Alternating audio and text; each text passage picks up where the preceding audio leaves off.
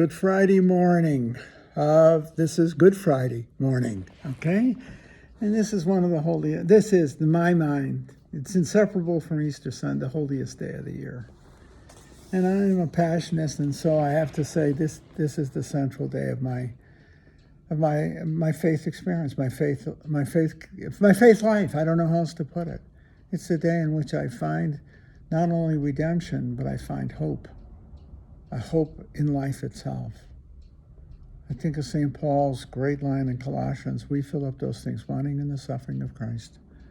And I really think, I look at Good Friday, not only the triumph of Christ on the cross in John's Gospel, which is what we read today, okay? Powerful, okay? Christ totally triumphant. But so are we in Christ triumphant over death and over all that is evil and divisive and destructive.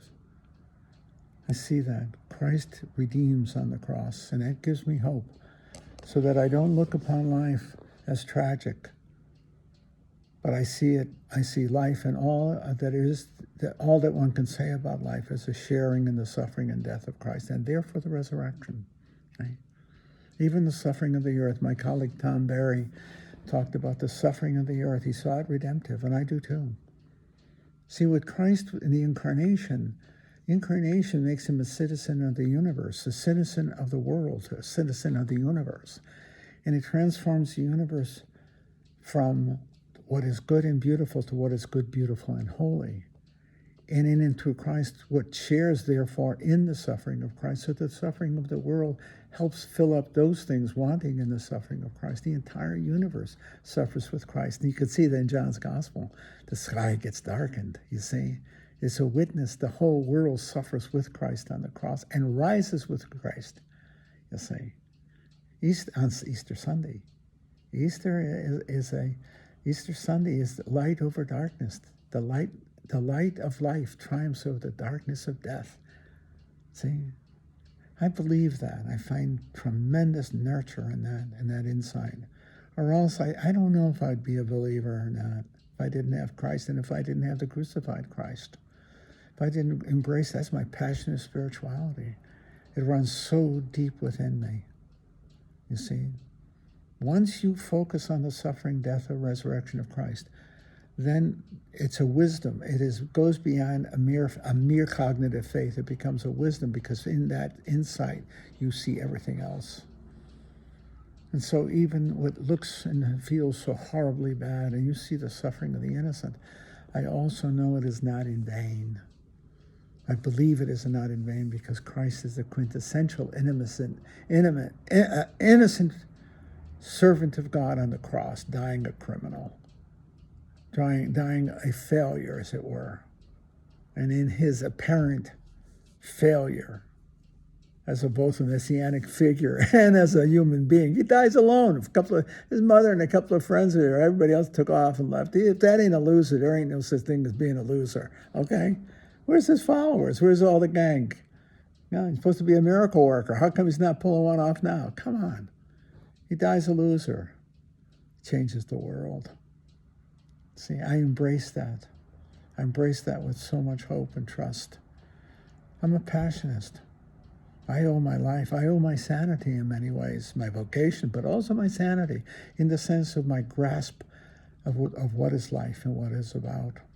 Even when I teach in my classes, when I teach philosophy of religion, which I deal with the problem of evil, behind it all lurks the passion of Christ for me. And I've been more and more saying that in class as I try to deal with the so-called atheistic argument, where you argue from the problem of evil, excessive evils in the world, gratuitous evils, horrible sufferings in the world, the suffering of the innocent most of all, okay, as a disproof of the existence of God. To refute that, very, very difficult, unless you're a Christian and you see all things in Christ and in the suffering of Christ, the eternal redemption of all of life and of all of suffering is not void, it's not in vain. Rather, it's of eternal worth. I have no other way to respond to the world that we live in. The suffering of the earth, the suffering of human beings.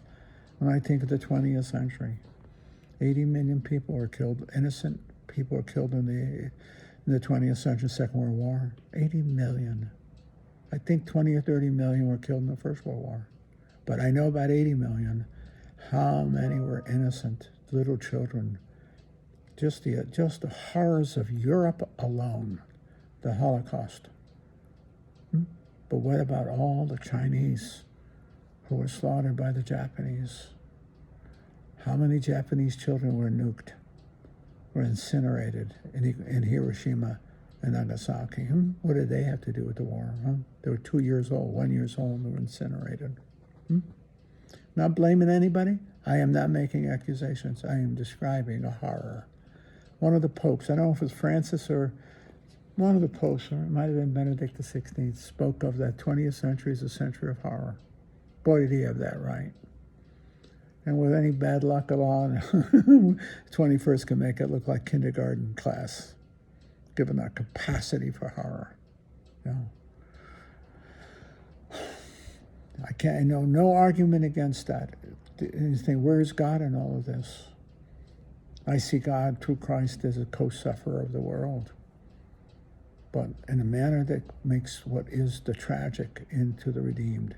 That is, with the apparent tragic into the transformative real, a transformative holy.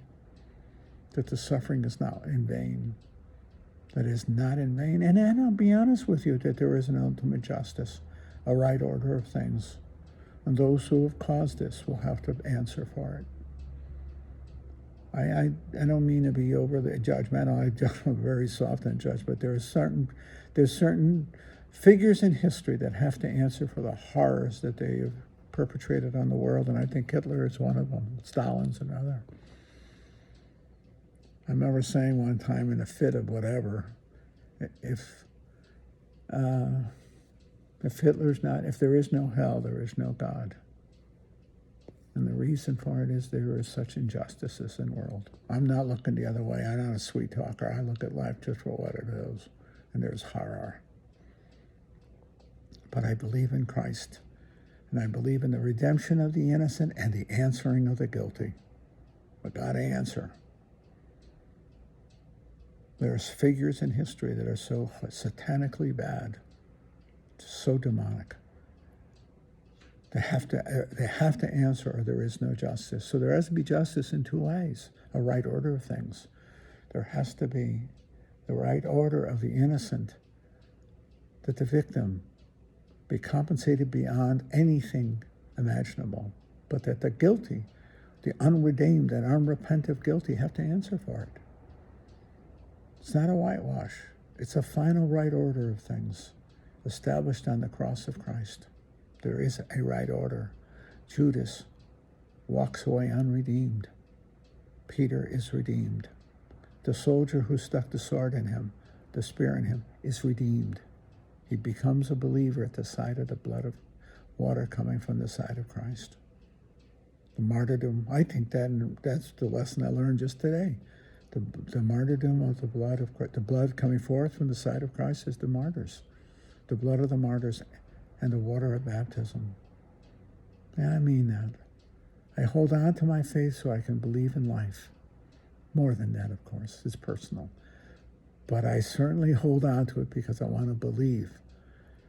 I want to believe that there is an ultimate right order of things, that there is a final justice, a justice both through mercy and judgment, that the victims of this world are not dying in vain, are not victims in vain. And those who perpetrate these evils, these horrors, and they are horrors, if unrepentant, have to answer. There has to be an answer. This world does not provide that answer, not enough.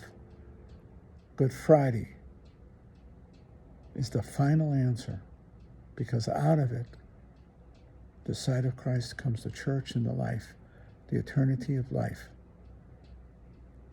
through both redemption and judgment, that the final order of things is Christ crucified, died, and risen, and how we stand before it, how we stand before the cross of Christ. Do we embrace the cross of Christ, or with Judas do we walk away?